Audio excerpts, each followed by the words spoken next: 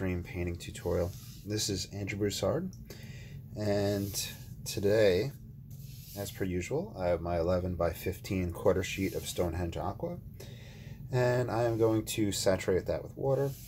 I'm using the medium Hake brush, and then while the water gets absorbed and stretches the paper, I'm a little froggy today, sorry about that. We'll talk about the palette and ideas for today.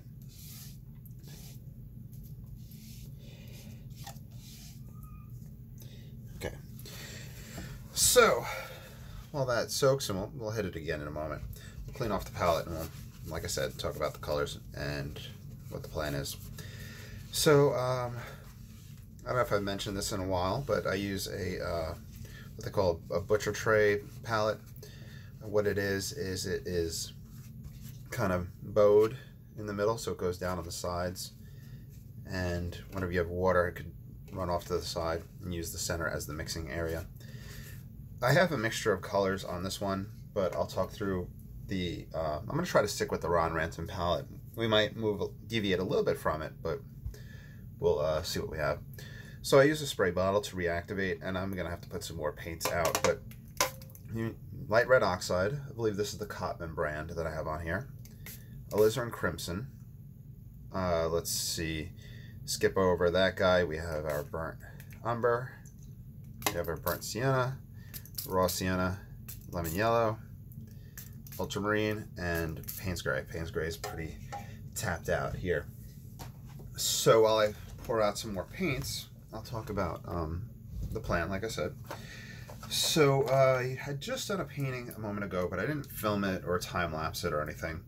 It was kind of just a paint to paint moment, and I was playing around with the sky and clouds in the beginning, and I think what I had in mind was kind of I think I told you all I've been following that Hermann Herzog lately.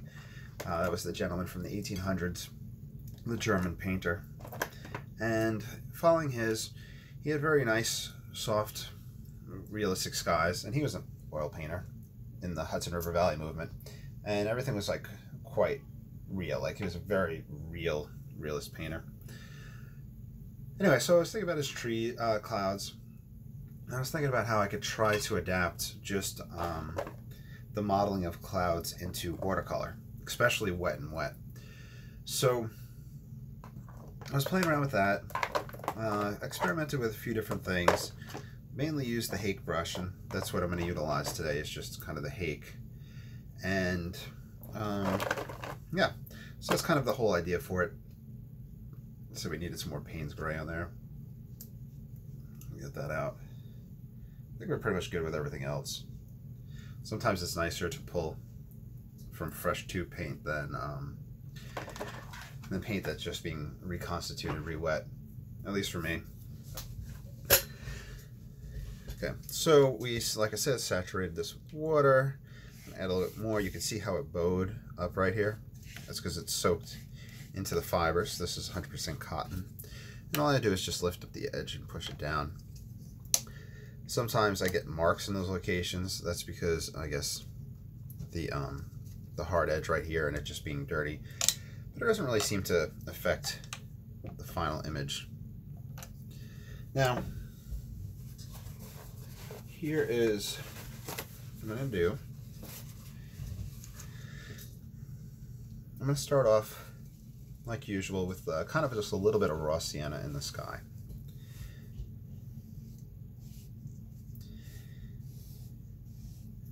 Using this to kind of set up a horizon line, which we're going to wind up having reflection in water.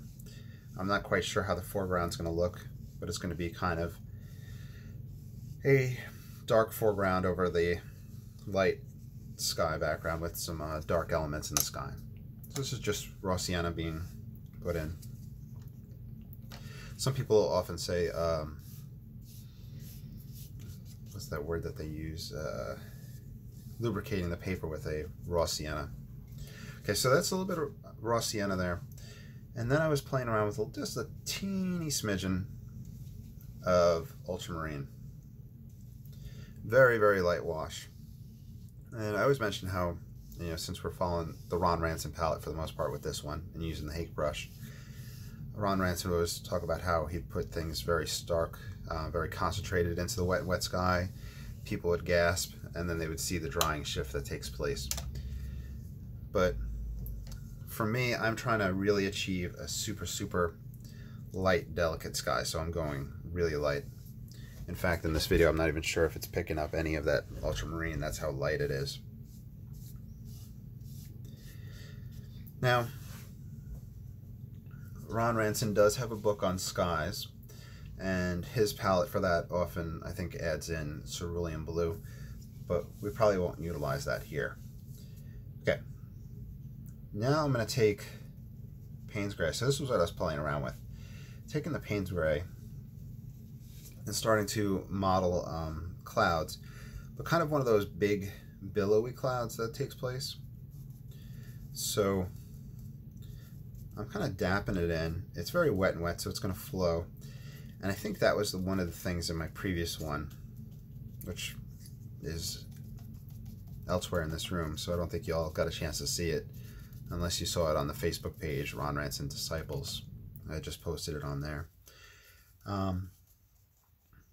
When you put this in the wet and wet, it disperses nicely, but for me, it did start to get that stereotypical everything pushed down in this direction, that super wet and wet sky. And it's very common, and it's a desired effect to have everything kind of get that wet and wet movement. However, I'm trying to go against that while still going wet and wet. So my idea is that I can put in the basic structure of the clouds, and then from there build upon them with the darks. And let me just bring in a little bit of cloud color down into the water.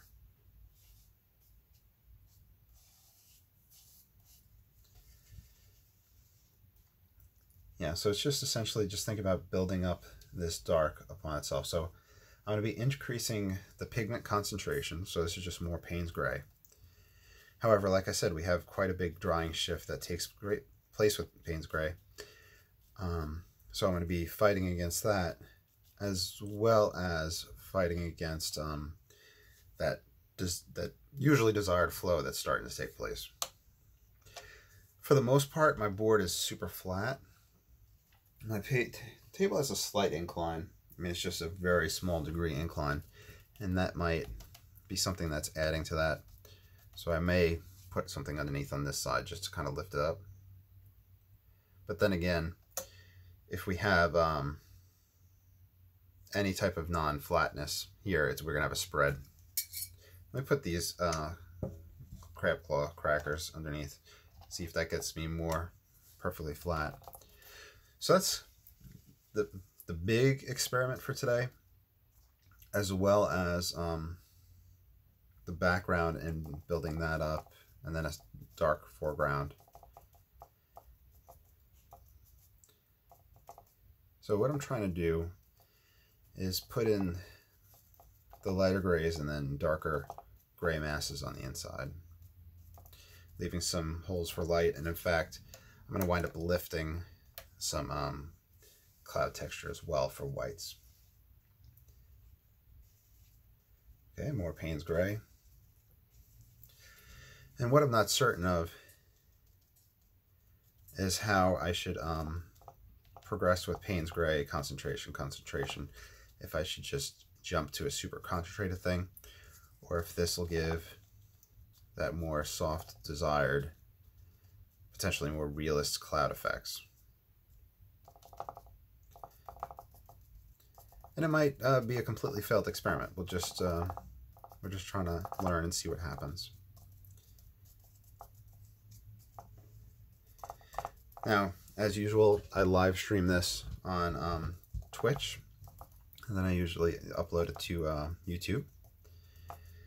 So, if I start sounding like I'm talking to somebody, I'm talking to somebody in like the chat in the live video, but nobody's come in yet.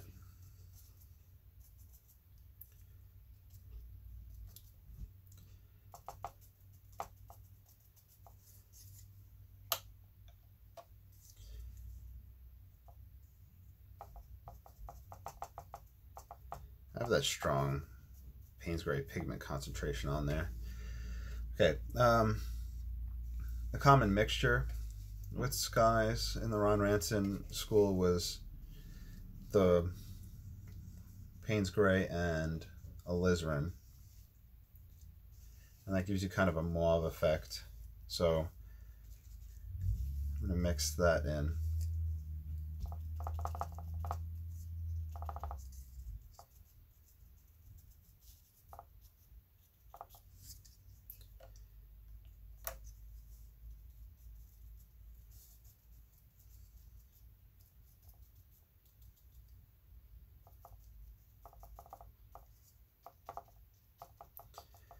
Yeah, so ultimately, I think the best way to describe it is the fight to get that soft wet and wet spread, since we're using fast and loose, while also fighting the spread. So it's a very weird thing that at least I think it's weird what I'm trying to do.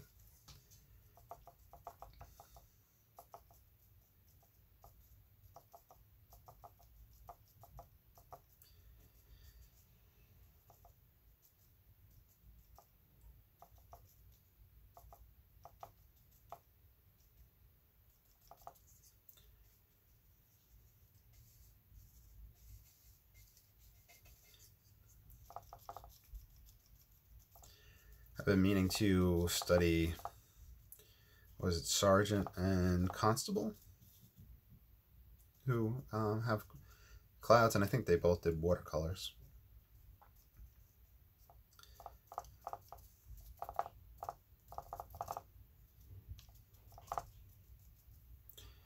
But I don't know if they really did wet and wet, but I'll study it, and I'll try to find an ebook with pictures that have it. Oh, by the way,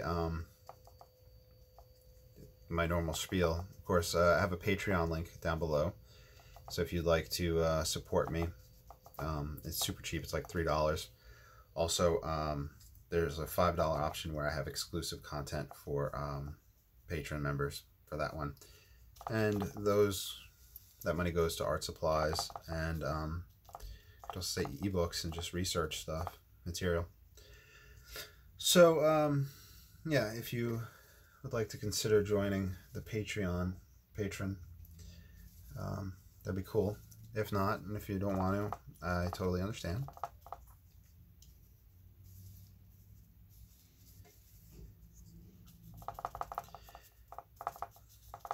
So I'm going to build this up quite a bit with the pigment, and this refers back to what I said earlier about Ron Ranson putting it in. And since it's wet and wet, once it dries, it'll shift down, like I said. Just trying to add, I guess, almost a 3D effect, just the different values to the clouds. And I also mentioned I was going to use paper towel for some lifting and whatnot. So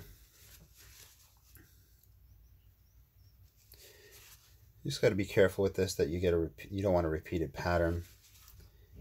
And this will pull us back to the white fluffies.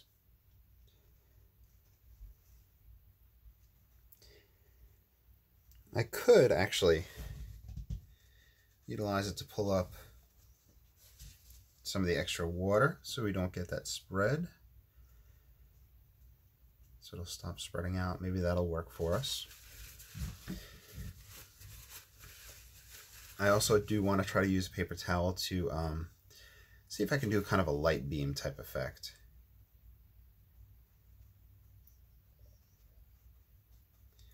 But I'll attempt that once we get things more soft and defined.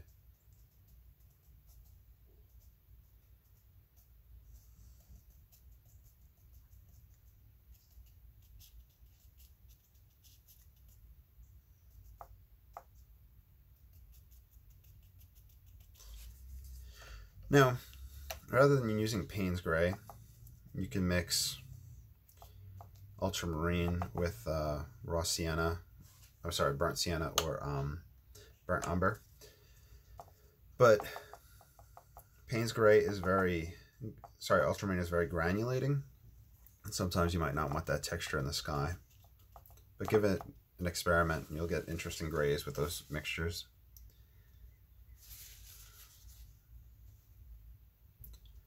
I just want to do this sans granulating effect without granulation.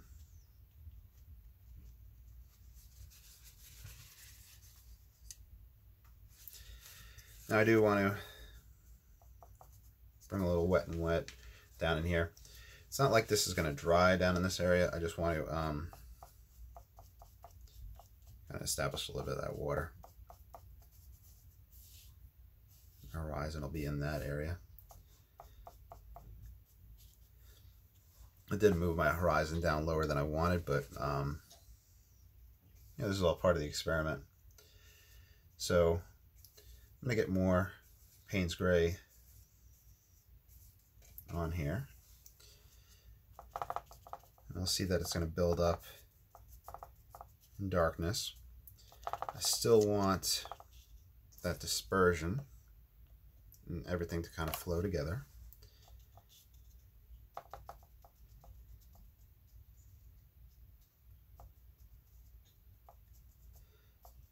Too much water right there. That started a cauliflower, so just trying to address that.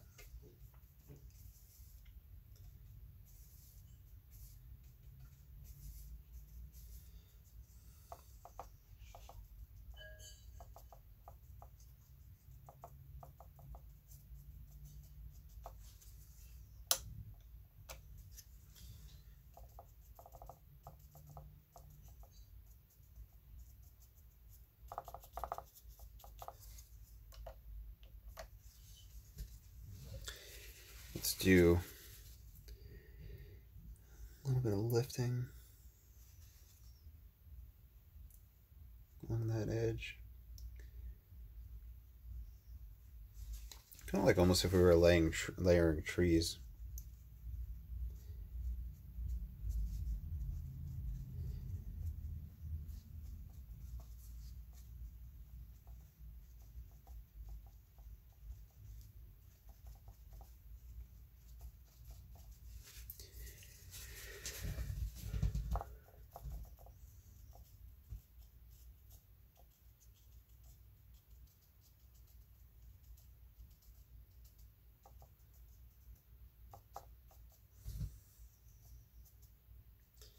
If I was able to keep it at this darkness, it'd be quite interesting and be able to almost do a moonlight effect. So that's something to keep in the back of our minds for a future painting.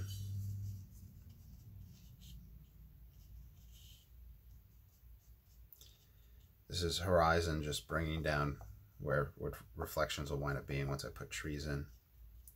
So it'd be like a far distant.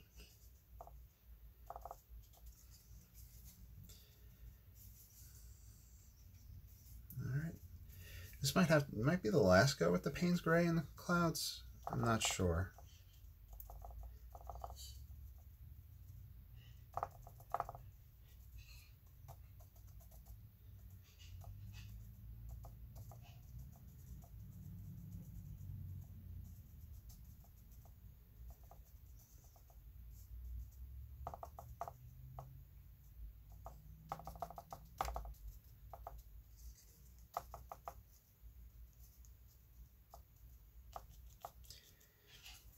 Let's see if I could do a light beam. So my idea was, I think people have a lot of different approaches, whether it's wiping or swiping, or I'm assuming that I could use the magic eraser if I wanted to. But I want to see if I can use flat paper towel.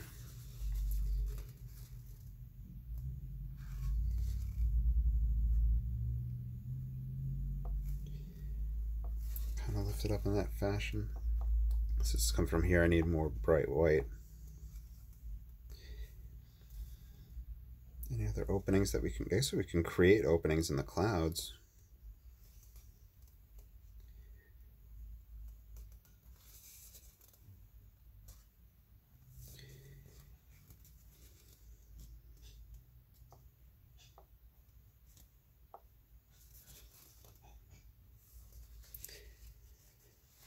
not sure. I wish I had a picture of light beams. That's something that I either need to photograph or look up, but it does seem to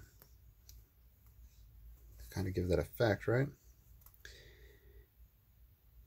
I think they do need to radiate, so this one might have been a little too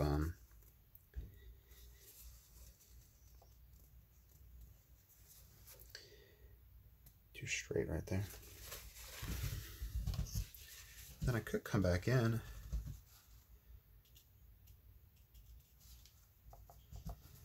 Continue to darken.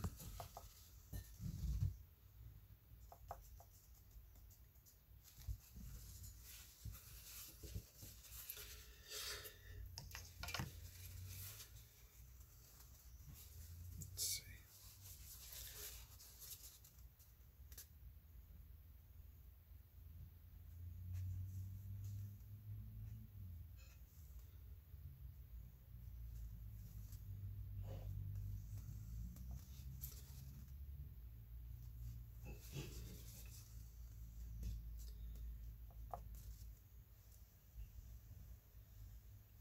Lift out in the water. Okay. So that did give an interesting effect, but like I said, the main thing that I'm concerned about is the drying shift still. So I'm going to layer in more Payne's Gray. I think I had said that the last one was going to be the last amount, but I really just want these darks to show up.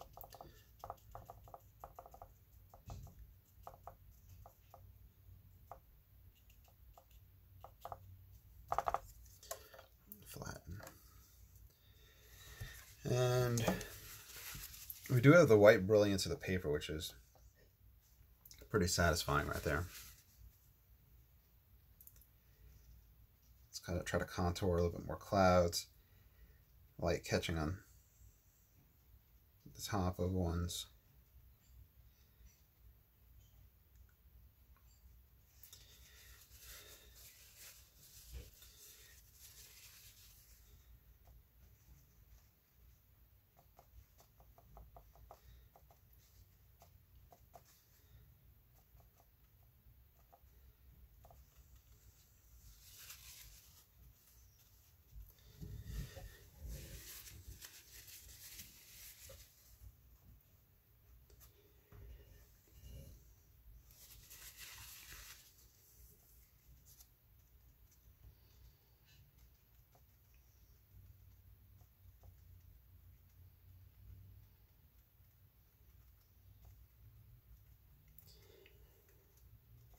Okay, so this is, so I had the wet and wet, so the cloud's shape would have a variety of tones, but they would kind of get that fluffy feel of the clouds. And then this is to get the contour.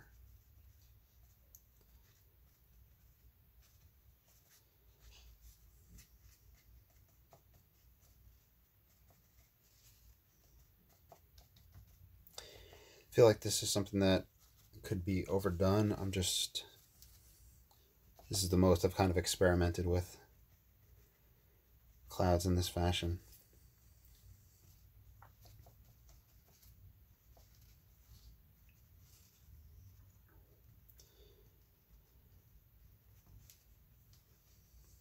All right. That was quite interesting, a little stressful. Let's switch gears now. Let's start playing around with our land. And for that, for my far background, I like light red oxide with ultramarine. This gives me a purple. This is for my distance objects.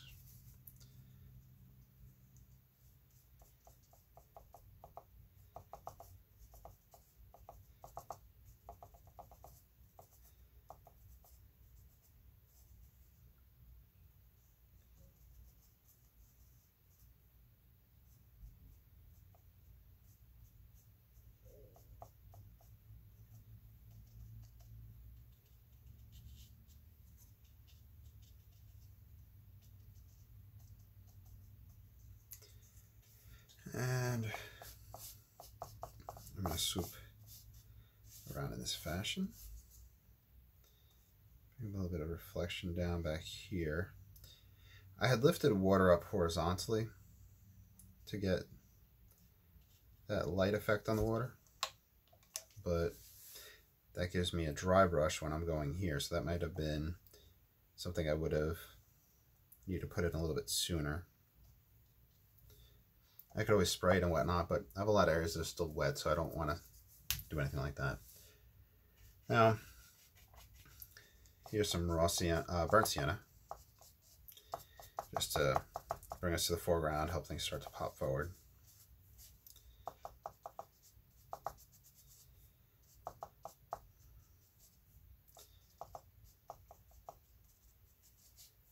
Okay, so we have a foreground being created.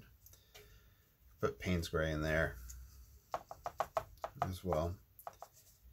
This gives us just a variety of tones. It gives us the shadows at the base of any foliage.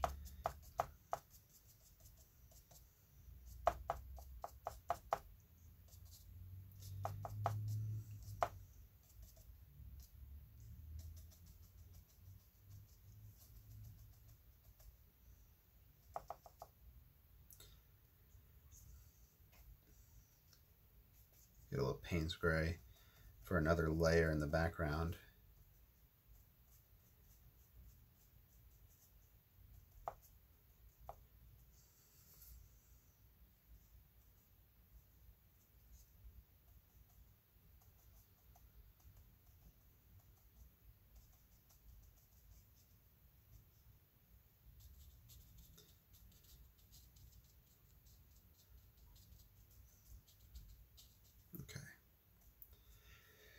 Now, rinse. What I'm going to do, I still have some wet areas, so what'll be fun is trying to take in a little bit of raw sienna and feeding it into those wet areas, and that'll give the glowing edge of a tree structure that I'm going to create here. So it's going to originate and work its way up. So this is the edge that glows. Sometimes I'll put a light red or something like that on the inside, but I don't think we're going to go with it here. What I'll do is I'll take lemon yellow and I'll play with that in there. Okay, so you see how it's a little bit more fresher and it's going to bring its way down into this region.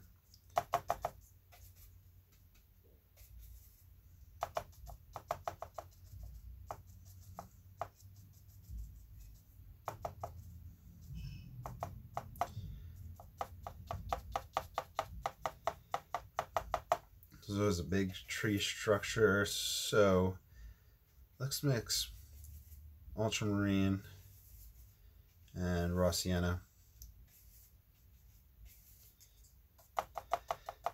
So now this is moving into the more denser foliage, catching less light shining through.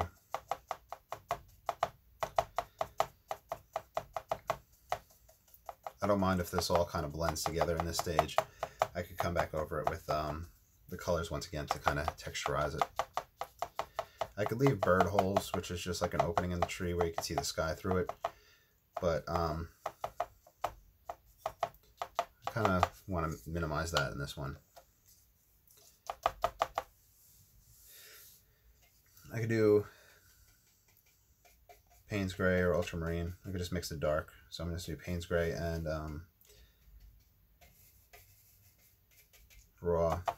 burnt umber.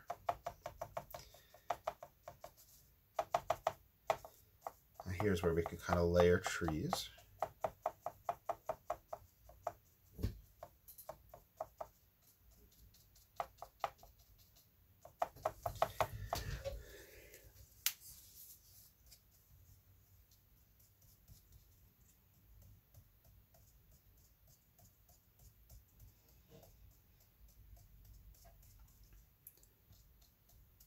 Then I'm going to do darker and lower for closer bushes and whatnot. So I'm going to move this fashion.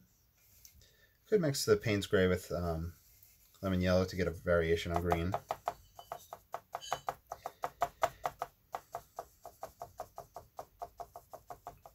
up and over.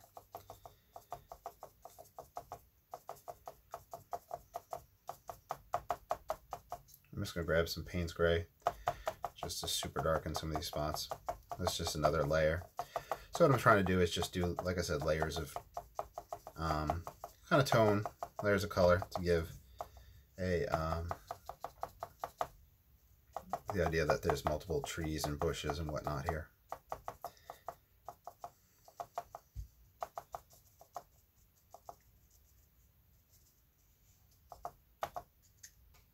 I'm just going to let this get black. And by black, I mean Payne's Gray, dark.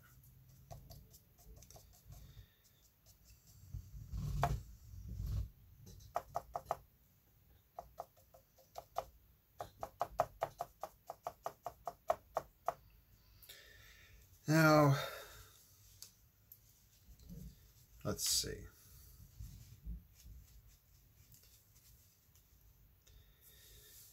I'm gonna put more in this background. I'm gonna work my way with a raw sienna.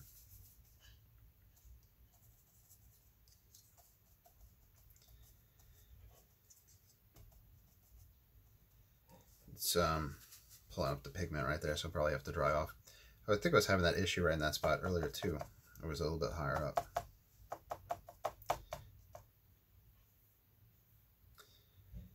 Let's see.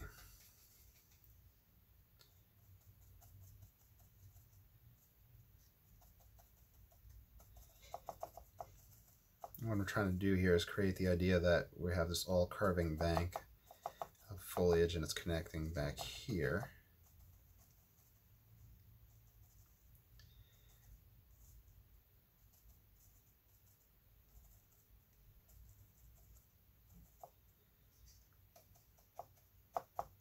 Background foliage coming up in that curve.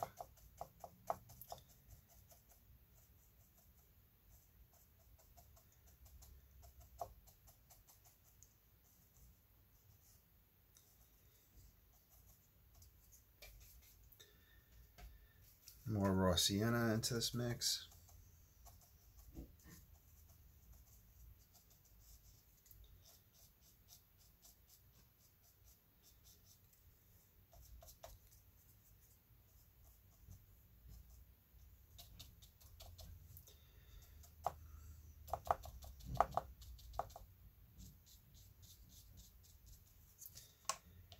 That would be a good time to take the hake, dry it off. I'll just grab a little Payne's Gray, a little dark, and kind of just do a dry brush effect for rippling, scintillating water. Is the word scintillating? It reflects a little tiny.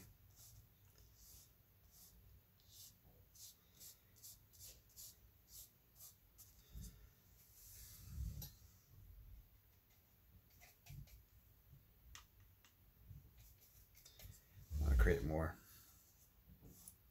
solid.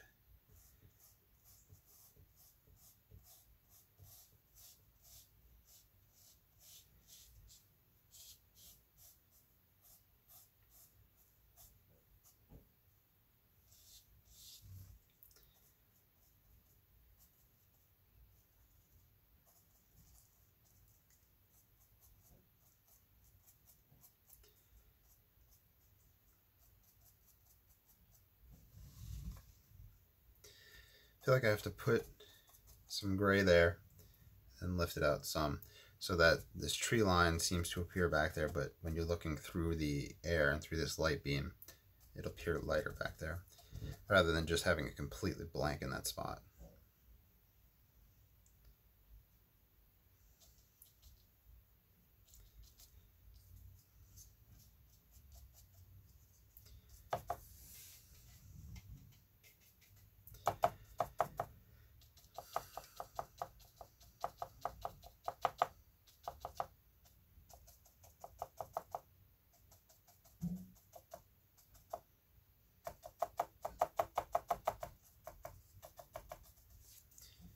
Let's take a paper towel, and I'll try to do the same thing we did earlier. We do a little bit of lifting, give a little contour on the edge of these guys.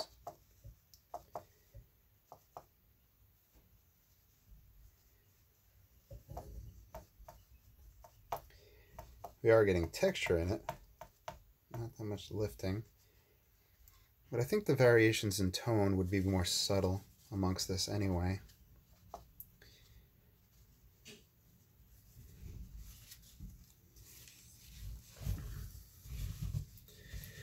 We're still wet and wet. We haven't done any dry off, which is pretty cool. I'm gonna grab some lemon yellow.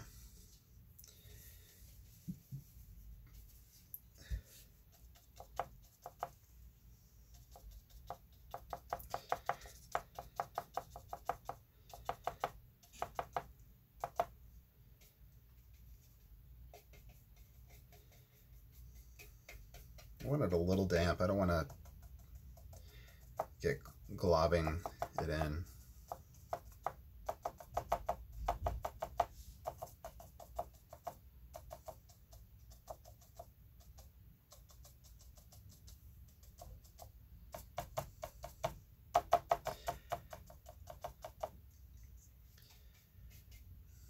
Burnt umber into that dark mix.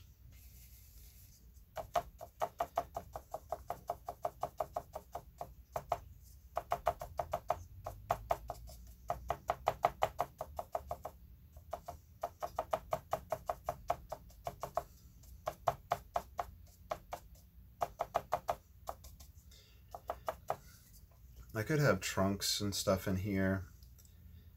I'm just taking the edge of the hake just to push a little bit.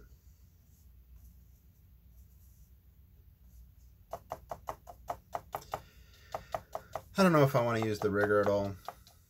Make it only just a pure hake painting. But I think I always say that mentality always winds up hurting me a little bit. So let me get the rigger.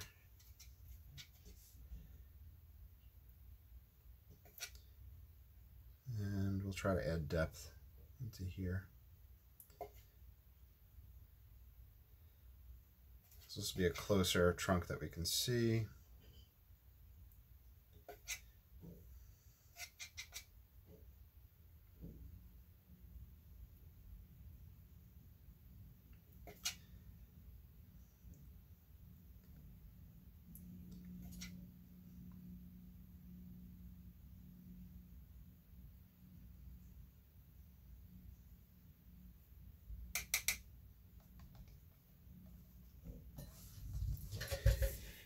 Darken that.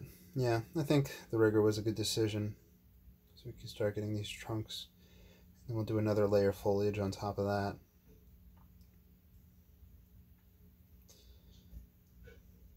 Just little squiggles.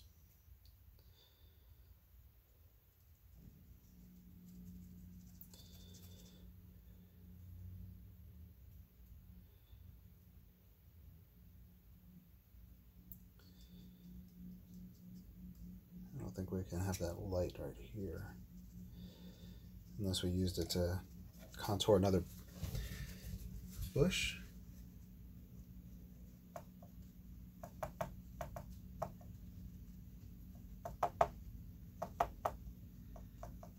Okay, that works a little bit. Okay, let's see how we're doing. All right, so let's do a dry off at this point.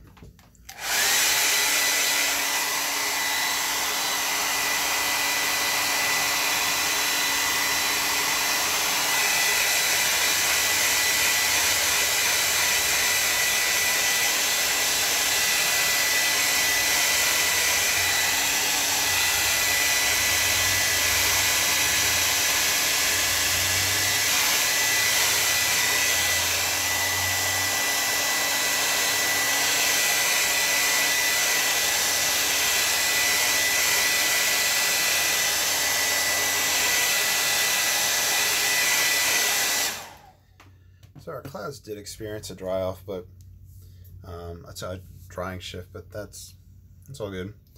I mix a little bit of this greenish lemon yellow with Payne's gray.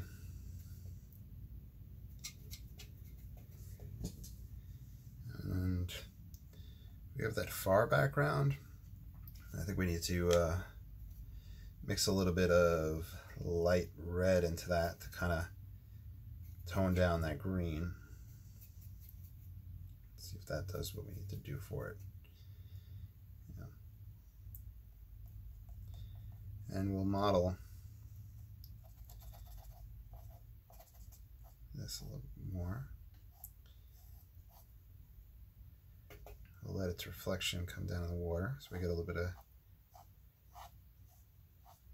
color down there.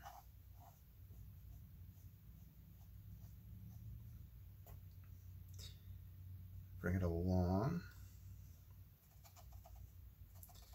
So it's another layer of trees. I could take just a dark and feed it into that underside, or want it a little bit wetter.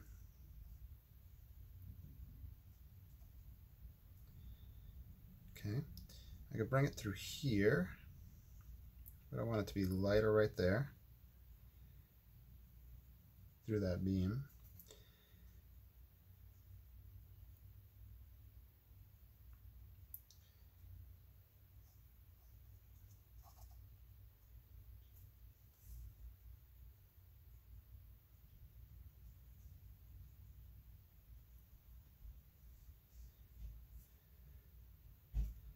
Makes it dark.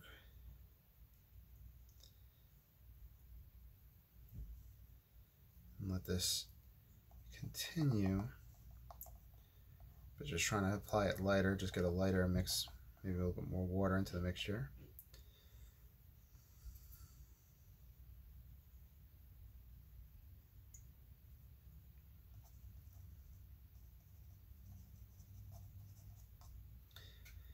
Get variation in this tree line.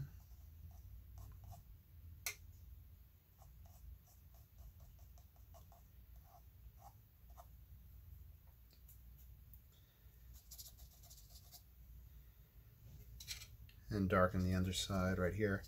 That'll serve to stop the eye off the paper. And it kind of shows that it's catching light on the one side and then it's dark. Kind of mimics what's happening right here.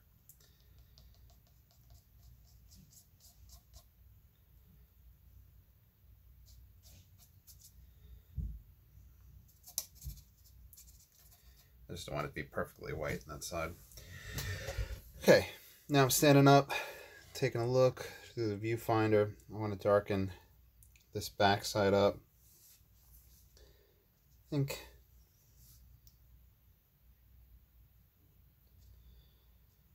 it can be pretty good right here. Maybe come along. Some reflections.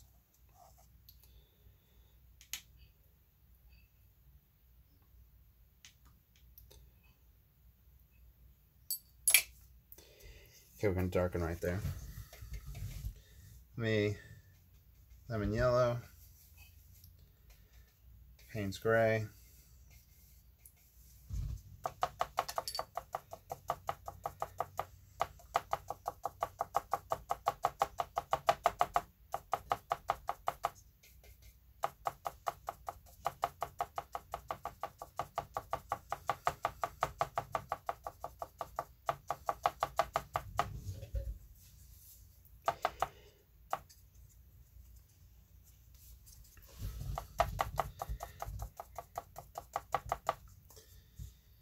a darker branch, trunk, what have you.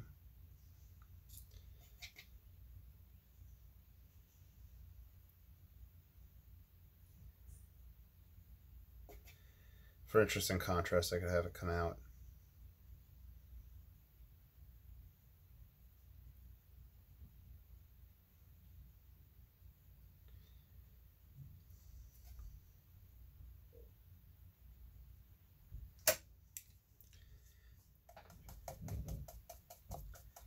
Stipple a bit on top.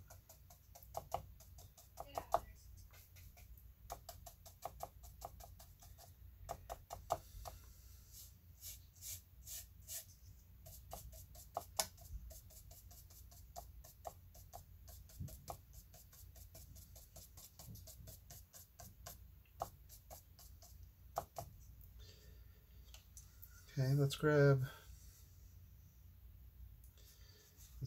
clean this. We'll grab some water off of this. We're almost done. So we'll take lemon yellow. It's a little bit more defined. I don't want to overdo that though.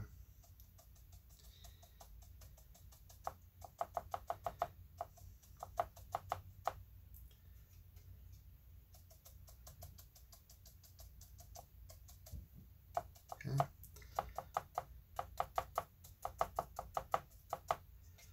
And paint's ready.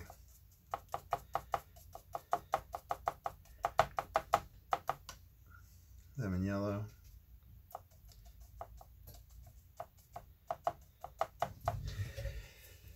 Okay, that's pretty cool.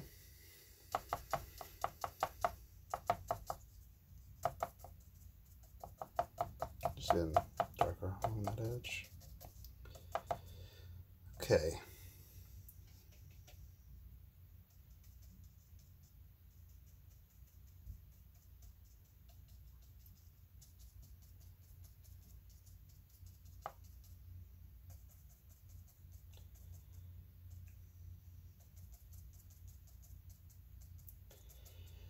All right.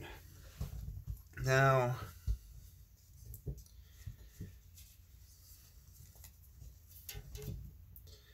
we can add a little bit more darkness back here. I know I'm kind of going back and forth and tickling at this point, but there's just a few things that I see and that I want to experiment with. So this is just taking the rigger with a kind of wet, watered down dark.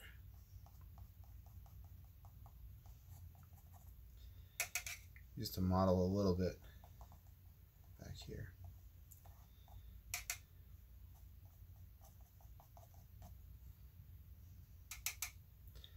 Need this guy to get darker.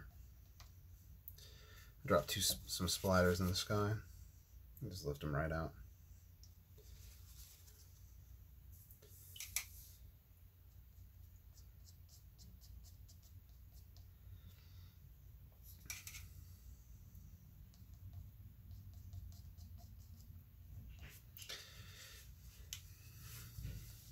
Okay, I'm gonna do a dry off. I think I'm gonna paint a person in a boat, a bird, and then we'll be done.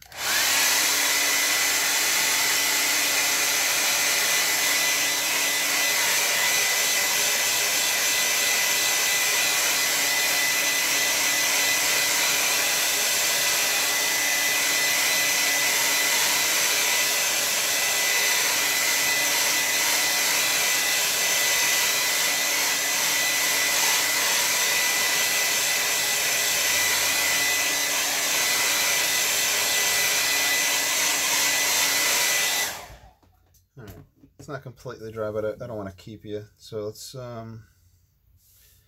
do this. Bird. Get another bird. So we have birds in the sky. Then seems like we're dry enough to put a little rowboat.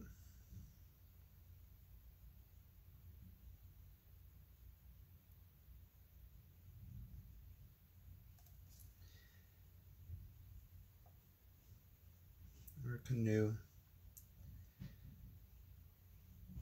or a pirogue, that's what they call the flatboats in Louisiana.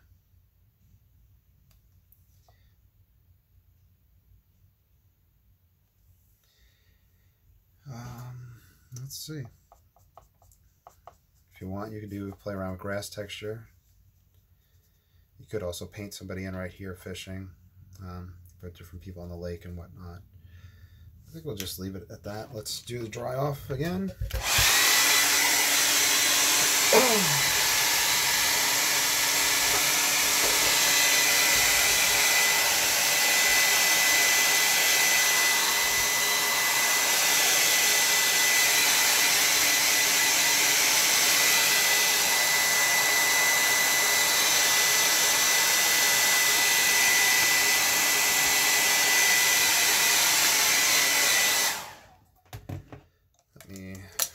Take the clips off.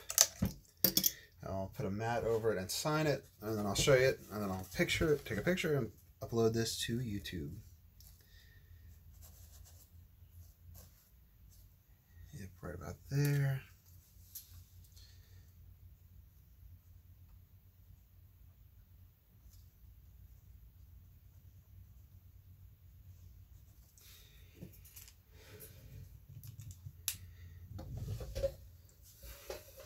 Okay, so here's the final product.